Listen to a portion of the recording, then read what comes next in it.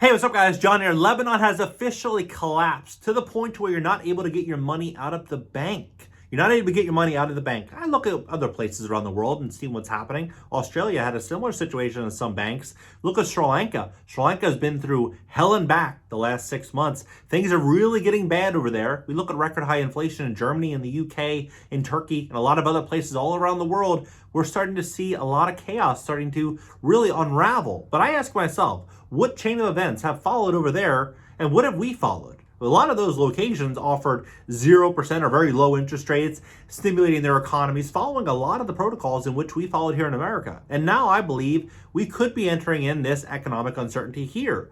But I think we're seeing some early stages of this. We're seeing the stock market starting to really come down. Real estate values are starting to pull down in some markets, but we're hearing more about the chaos around jobs. We're hearing a lot about corporations issuing layoffs. We're hearing about more uncertainty, and I believe smart investors have their portfolio well diversified in the event of all situations, because as of right now, we are entering that period where anything is possible. I'm going to walk you through exactly what's going on right now. This is from the New York Times, what they say is happening right now, and a lot of these images of what's going on in Lebanon, and I'll let you come up with your own opinion as where you see this going. Do you think it's coming to America? Hit the like button. When you hit the like button, YouTube's going to share this content to educate more people about what's going on. Take a look at this. Desperate clients hold up Lebanese banks to get their own cash. The holdups are becoming increasingly common, with 5 on Friday alone, as the financial crisis and a freeze on bank withdrawals push some depositors to the brink. This came out September 16th. Beirut. Armed customers stormed at least 5 Lebanese banks on Friday to demand access to their own funds, which have been trapped by Lebanon's worsening financial collapse. Such holdups have become increasingly frequent as the country sinks deeper into an economic crisis and has led banks to impose stricter limits on currency withdrawals to avoid collapse. We heard about this happening in China on large scale. We also are hearing about the real estate depression that's occurring in China. I mean, I believe there could be trends that we're going to experience here. The Interior Minister warned on Friday that the attacks were destroying order, but to many Lebanese, the desperate bandits have become folk heroes. A series of holdups this week were carried out by mostly middle-class depositors carrying real and toy. You can read that yourself. The Lebanese lira circle currency has lost more than 95% of its purchasing power since 2019, reaching a new low this week of 38,000 to the dollar. That is absolutely crazy. 95% of your purchasing power. In Turkey, what they were doing before is they were literally buying iPhones and buying electronics because the electronics would hold more value than their fiat currency. The banks have forced depositors with US dollar accounts to withdraw their money in Lebanese pounds instead at an exchange rate far below the market rate. Lebanon's state-run national news agency said a depositor stormed the BLOM bank in Beirut on Friday, holding several staff members and customers hostage. Lebanon News, an online channel, identified this person, Abed Surba. Mr. Surba said, with an injured hand wrapped in bandages, said withdrawing his 50,000 US in Lebanese currency would have cost him 35,000 in tax at a bank's exchange rate. 35,000 out of a $50,000 savings amount. They want to steal 35,000 from the man. Absolutely crazy. That meant that they were going to rob me. Also on Friday, a depositor armed with this took bank employees and customers hostage at a branch in Lebanon and Gulf of Bank, according to Lebanon's MTV News. It said that after several hours of negotiations, the bank agreed to release 15,000 in exchange for him turning himself in. That's crazy. The country's interior minister held an emergency meeting in Lebanon's Security Council and vaguely blamed instigators that he said were inciting depositors, possibly an allusion to one or more of the country's many political fractions or militias. This destroys public order and makes our depositors lose their rights. The country's banking association responded to the spate of attacks by saying it was closing banks for 3 days starting Monday, so starting tomorrow. A founder of the advocacy group for depositors said that almost 3 years after banks blocking withdrawals, people had grown desperate.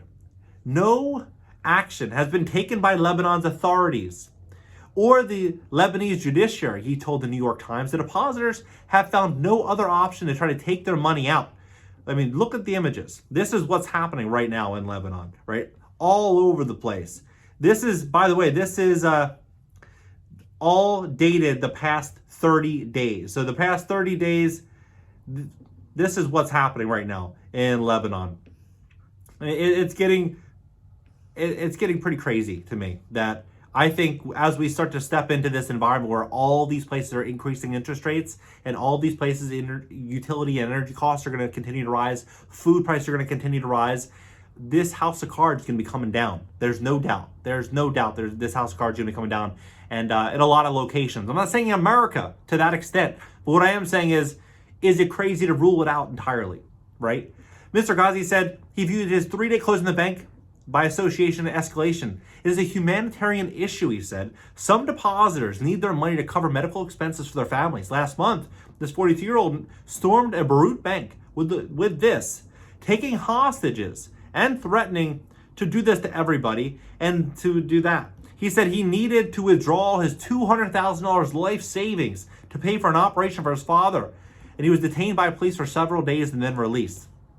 The United Nations has said that more than 80% of Lebanese are now living in poverty. The government is also unable to provide basic services, with many hours of electricity cuts per day and basic shortages of basic medicines. The economic collapse is attributed to political chaos and widespread corruption. A group of parliament members walked out of the chamber on Friday, halting talks to discuss this year's budget. The country has failed to put in place measures needed to qualify for a $3 billion IMF emergency fund bailout. Some of the attackers have become folk heroes. Video posted on social media showing large crowds gathered outside some of the banks in support of attackers inside. One customer on Wednesday used what turned out to be this toy to demand $13,000 from her account, saying it was to pay for her sister's cancer treatment. My sister is dying in front of me and no one wants to help. And they offered to negotiate and said, we'll give you $200 a month. $200 a month. Said that they made sure to sign a receipt for $13,000, right? $200 a month. Think about what that means. How many years that's going to take just to get her $13,000. How much that money is actually be worth in 6 months or a year or 2 years, right? This is really, really crazy. I'm curious, what do you think? Do you think that this situation is going to begin to escalate? Do you think we're going to start to see this insanity come to America and come to other locations?